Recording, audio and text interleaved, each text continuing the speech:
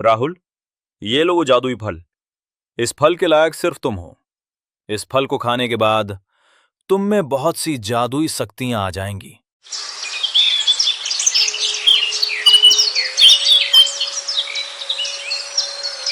हरिपुर नाम के एक छोटे से गांव में राहुल नाम का 10 वर्षीय लड़का रहा करता था। राहुल अनाथ था। उसकी माँ उसे जन्म देते ही चल बसी और उसके पिता ही उसे पालने के एकमात्र सहारा थे। जब राहुल 2 साल का था तो उसके पिता किसी काम से रहस्यमय जंगल गए और फिर कभी लौट कर नहीं आए। उसके घर के पास के घर में राहुल के चाचा चाची रहा करते थे। राहुल के माता पिता गुजर जाने के बाद उन्होंने ही राहुल को पाला। राहुल बेटा, कहाँ से घूम कर आ रहे हो? ये लो, पानी पी लो। अरे चाची, मैं कब तक आपके ऊपर बोझ बनकर बैठा रहूंगा? आप तो मुझे शर्म आती है। अरे राहुल बेटा, ये तुम कैसी बातें कर रहे हो? अगर तुम हमारे अपने बच्चे नहीं हो तो इसका मतलब थोड़ी ना है कि तुम हम पर कोई बोझ हो। अब ऐसी बात फिर मत बोलना। ये कहकर चाची वहां से चली गई। फिर राहुल घर से बाहर निकला तो सामने उसे चाचा दिखाई दिए। राहुल ने उन्हें देखा और सीधे उनके पास जा पहुंचा। अरे राहुल बेटा, कहाँ जा रहे हो? कहीं नहीं चाचा जी। राहुल बेटा, अब तुम बड़े हो गए हो, अपना ख्याल रखना सीखो। जी चाचा जी। 2 वर्ष की उम्र से लेकर अब तक आप ही मेरा ख्याल रखते आए हैं, पर अब मुझे शर्म आने लगी है। अब मैं कुछ काम करना चाहता हूँ। इसमें शर्म की क्या बात है बेटा? हमने तो हमेशा तुम्हें अपना ही माना है। लेकिन अगर तुम्हारा मन फिर भी कुछ करने का है तो सुनो। गांव के पास वाला जंगल, चाहो तो वहां जाकर लकड़ियां काट सकते हो। जी चाचा जी, मैं कल ही जंगल जाऊंगा। अब समय आ गया है आपके लिए कुछ कर दिखाऊं।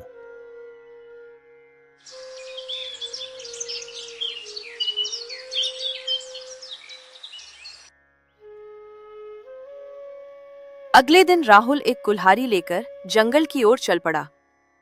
चलते चलते एक रहस्य में पेड़ के नीचे आ गया। राहुल सोच रहा था कि चाचा जी ने बचपन से लेकर अब तक मेरी बहुत मदद की है। अब मैं उनकी सेवा करूं ताकि उन्हें अपने संतान की कमी महसूस ना हो।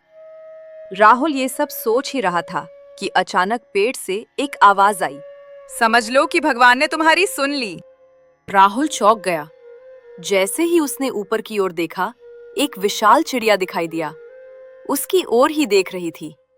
बोलती हुई चिड़िया को देखकर राहुल डर गया। मुझे देखकर डरने की जरूरत नहीं है राहुल। तुम मेरा नाम कैसे जानती हो? तुम तो एक चिड़िया हो, तुम बोल कैसे सकती हो? राहुल, मैं तुम्हें भली भांति पहचानती हूँ। तुम्हारा नाम और तुम्हारे पिता को भी जानती हूँ। मैं तुम्हारे पिता के रहस्यों के बारे में सब कुछ जानती हूँ। वे कुछ समय पहले जंगल गए थे और कभी वापस लौट कर नहीं आए। अरे ना जाने कौन हो तुम।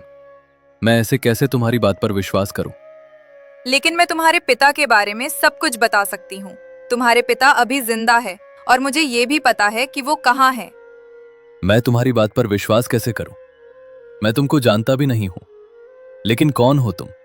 और तुम तो एक चिड़िया हो, फिर मनुष्य की भाषा में कैसे बात कर सकती हो? हाँ, तुम जरूर कोई तांत्रिक या तंत्र मंत्र करने वाली जीव हो, है ना? नहीं नहीं, ऐसा कुछ नहीं है। मुझे अपना मददगार ही समझो। अरे लेकिन तुम मनुष्य की भाषा में कैसे बात कर सकती हो? ये बताने का समय अभी नहीं है। मेरे पास समय आने पर सब पता चल जाएगा। राहुल पूरी तरह से डर गया और डरते हुए भागता हुआ अपने घर की ओर लौट गया और हांफता हुआ अपने घर पहुंच गया। उसके चेहरे पर डर साफ झलक रहा था। मैं अब कभी उस जंगल में नहीं जाऊंगा। मुझे तो लगता है कि वो जरूर कोई राक्षस थी। राहुल ये सब सोच ही रहा था कि उसी समय चाची उसके पास आ जाती है। राहुल को घबराया हुआ देखकर वो बोली, अरे राहुल बेटा, ये घबराए हुए क्यों हो? सब खैरियत तो है ना? कुछ नहीं चाची जी, बस थोड़ा सा सिर दर्द हो रहा था। अरे बेटा, अगर तबीयत ठीक नहीं है तो काम मत करो और आराम करो। कल काम पर नहीं जाओगे?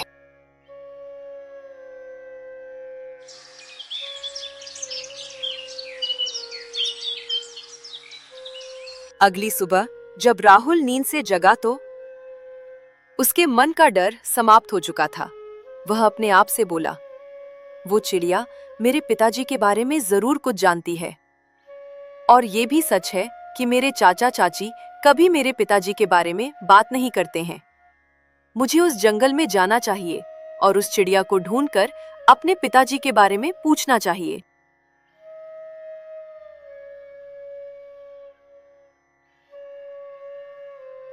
ये कहकर राहुल जंगल की ओर निकल गया।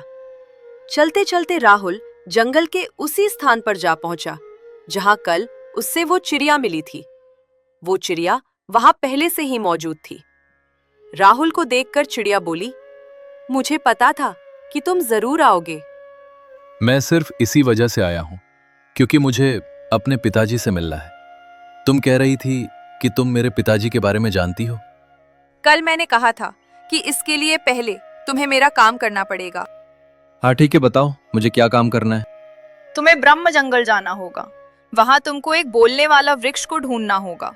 उस वृक्ष के अंदर एक जादुई फल है। उस फल को तुम्हें लाना होगा। ये तुम कैसी बात कर रही हो?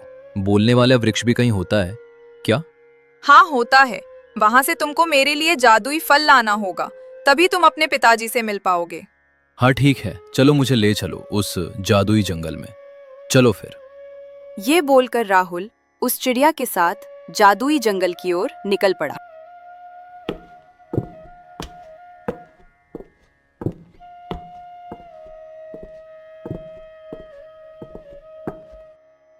बहुत देर चलने के बाद दोनों एक जादुई वृक्ष के पास पहुंच गए। ये देखो राहुल, ये रहा वो जादुई वृक्ष। इसके अंदर तुमको जाना होगा। इसके अंदर ही तुमको जादुई फल मिलेगा। ये तुम कैसी बात कर रही हो? फल तो वृक्ष के ऊपर लगता है ना, फिर अंदर कैसे? ये बात समझ नहीं आ रही है। मैं इस वृक्ष के अंदर कैसे जाऊंगा? इसमें तो कोई गेट भी नहीं है। तुम भूल रहे हो राहुल, ये कोई मामूली वृक्ष नहीं है। ये एक जादुई वृक्ष है। इसके अंदर एक पूरी दुनिया बसी हुई है। जैसे ही तुम इस वृक्ष को छुओगे, फिर तुम एक दूसरी दुनिया में चले जाओगे। वहां जाने के बाद तुम्हें सब पता चल जाएगा।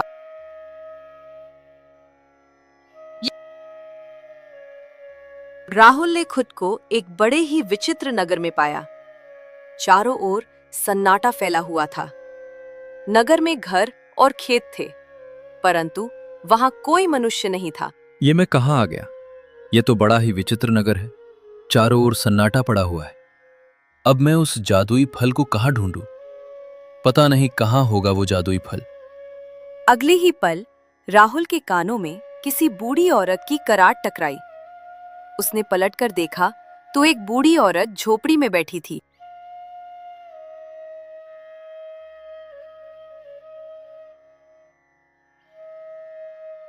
ओह, मुझे तो लगा कि यहाँ कोई मनुष्य नहीं रहता होगा। वैसे आप कौन है? मैं इस नगर की वासी हूँ। हाँ, ये तो समझ में आ गया, लेकिन यहाँ तो और कोई नहीं है। पहले इस नगर में काफी लोग रहते थे, लेकिन राक्षस ने सबको मारकर खा लिया। उसने ही मुझे अपने जादू की शक्ति से अपाहिज कर दिया। परंतु मैं जानती हूँ कि राक्षस कहाँ है। तुम यहाँ क्यों आए हो और कैसे आए हो? राहुल सारी घटना बताता है। वो जादुई फल तो एक साधु के पास में है, लेकिन वो साधु तो उस राक्षस के कैद में है। अगर वो जादुई फल तुम्हें चाहिए तो उस राक्षस को मारना होगा। तुम्हें? अब उस राक्षस को कैसे मारा जाएगा, ये तो मुझे भी नहीं पता। बस इतना आप बता दो कि वो राक्षस मिलेगा कहाँ। मेरे साथ चलो, मैं तुमको उस राक्षस के खंडहर में ले चलती हूँ। बूढ़ी औरत के साथ राहुल उस राक्षस के खंडहर की ओर निकल पड़ा। बहुत देर चलने के बाद राहुल को एक खंडहर नजर आया। राहुल खंडहर के अंदर गया। वहां एक साधु पिंजरे में कैद था। ओह, तुम तो मनुष्य हो। तुम यहाँ कैसे आए? मैं आपको राक्षस के चंगुल से आजाद कराने आया हूँ साधु महाराज। क्या? अरे मूर्ख, तुम हमें राक्षस के चंगुल से कैसे आजाद कराओगे, जबकि राक्षस तुम्हारे साथ में है? राहुल ये सुनकर चौंक गया। जब तुमने इस नगर में सन्नाटा देखा और मुझे देखा, तब भी तुम मुझ पर शक नहीं कर पाए। मैं ही राक्षस हूँ। यह बिल्कुल सही कह रही है। इस नगर में राक्षस का वास है। वो राक्षस कभी भी अपने असली रूप में नहीं रहता। कभी पुरुष के रूप में रहता है तो कभी बूढ़ी स्त्री के रूप में रहता है, और यह राक्षस इस समय बूढ़ी औरत के रूप में है। तुम एक राक्षस हो। तुम मुझसे क्या चाहती हो? तुमने साधु महाराज को क्यों कैद किया है?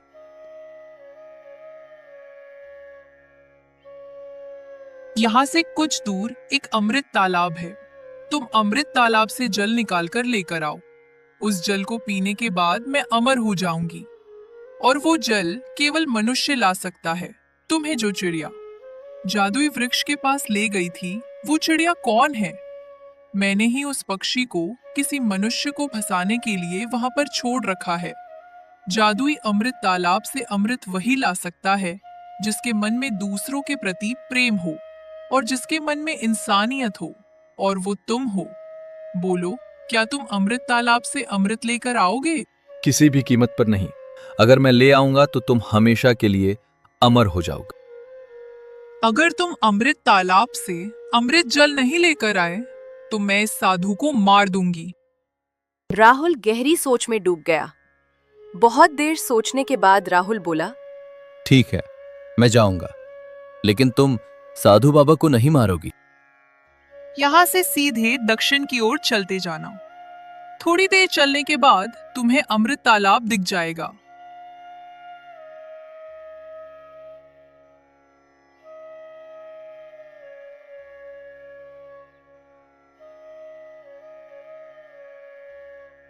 कुछ देर के बाद राहुल को एक विशाल तालाब नजर आया जो सुनहरी किरणों से चमक रहा था। हाँ, लगता है यही है अमृत तालाब। तभी अमृत तालाब से आवाज आई, हाँ, यही है अमृत तालाब, और मेरे अमृत जल को केवल और केवल वही मनुष्य ले सकता है जो बुद्धिमान हो, दूसरों के प्रति इंसानियत रखता हो और लालच से मुक्त हो। वो जल अपने लिए नहीं, बल्कि मानवता की भलाई के लिए ले। याद रखना, अगर तुम्हारे अंदर ये गुण नहीं है तो जैसे ही कलश में जल भरोगे तुम जलकर राख हो जाओगे। राहुल गहरी सोच में डूब गया। ठीक है। राहुल ने कलश में अमृत जल भरा और राहुल सुरक्षित रहा। ओह, तुम तो वाकई अच्छे मनुष्य हो। राहुल कलश लेकर सीधे खंडर की ओर आया। कलश में भरा अमृत सोने की तरह चमक रहा था। तो वास्तव में मेरे लिए अमृत ले आया। अब इसे मुझे दे दे और इस साधु को ले जा। अरे रुको रुको रुको, इतनी जल्दी क्या है? इतना कहकर राहुल ने सारा अमृत उस राक्षस के शरीर पर फेंक दिया। तूने अमृत जल को व्यर्थ कर दिया। अब दोबारा जा और ये जल लेकर आ। इसकी नौबत नहीं आएगी, क्योंकि यही तेरा अंत है। अगले ही पल राक्षस के शरीर में आग लग गई। वो तड़पती हुई चीखने लगी। ये कैसे संभव हुआ? जब मैं अमृत तालाब से अमृत जल लेकर आ रहा था, तब अमृत तालाब ने मुझे तुमको मारने का रहस्य बताया था। मेरा जल जो भी पिएगा वो अमर हो जाएगा, लेकिन मेरा जल किसी राक्षस के ऊपर डाल दोगे तो वो चल के भस्म हो जाएगा। कुछ ही देर में राक्षस जलकर राख हो गई और अचानक पिंजरा गायब हो गया। तुम तो वास्तव में बहुत ही बुद्धिमान हो। साधु महाराज, लेकिन आप तो बहुत ज्ञानी हैं। आप इस राक्षस के चंगुल में कैसे फंस गए? आज इस जादुई वृक्ष ने तुम्हें इस नगर में पहुंचाया है। मैं वर्षों से उसी वृक्ष के नीचे तपस्या कर रहा था। कुछ समय पहले ये राक्षस इंसानी रूप धरकर मेरे सामने आया और मेरा शिष्य बनने की इच्छा जाहिर की। मैं तपस्या में मग्न था, उसकी चालाकी को पहचान नहीं पाया और उसने मनुष्य बनकर मेरी चमत्कारी शक्तियां प्राप्त की और मेरे ही मंत्रों से वृक्ष के अंदर से दूसरी दुनिया का द्वार खोल लिया। फिर मुझे धोखे से यहां कैद कर दिया। लेकिन तुम्हारी चतुराई से आज उसका अंत हो गया। इतना कहकर साधु ने अपनी शक्तियों से दोनों वृक्ष के बाहर पहुंच गए। राहुल और साधु को देखकर जादुई चिड़िया चौंक गई और बोली, राहुल, तुम जादुई फल नहीं लाए क्या? अगर तुम जादुई फल नहीं लाओगे तो तुम अपने पिताजी से कभी भी नहीं मिल सकते हो। राहुल, ये दुष्ट चिड़िया झूठ बोल रही है। तुम्हारे पिताजी अब इस दुनिया में नहीं रहे। वो कुछ समय पहले इस जंगल में आए थे और इस चिड़िया के माया जल में आके वो भी जादुई फल लेने गए थे और वो मारे गए। तुम एक मायावी चिड़िया हो। तुमने ही मेरे पिताजी को मारा है, अब तुम्हारे भी अंत का समय आ गया है। साधु बाबा ने अपनी जादुई शक्तियों से उस दुष्ट चिड़िया का अंत कर दिया।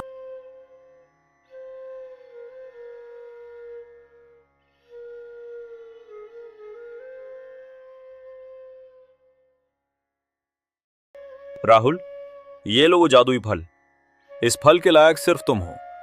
इस फल को खाने के बाद तुम में बहुत सी जादुई शक्तियां आ जाएंगी, जिसकी मदद से तुम अपने चाचा चाची और अपने गांव वालों की सेवा कर सकते हो। जादुई फल राहुल को देने के बाद साधु बाबा गायब हो गए। राहुल ने वो जादुई फल खाने के बाद राहुल में बहुत सी जादुई शक्तियां आ गईं, जिसकी मदद से राहुल ने अपने चाचा चाची और गांव वालों की बहुत मदद की।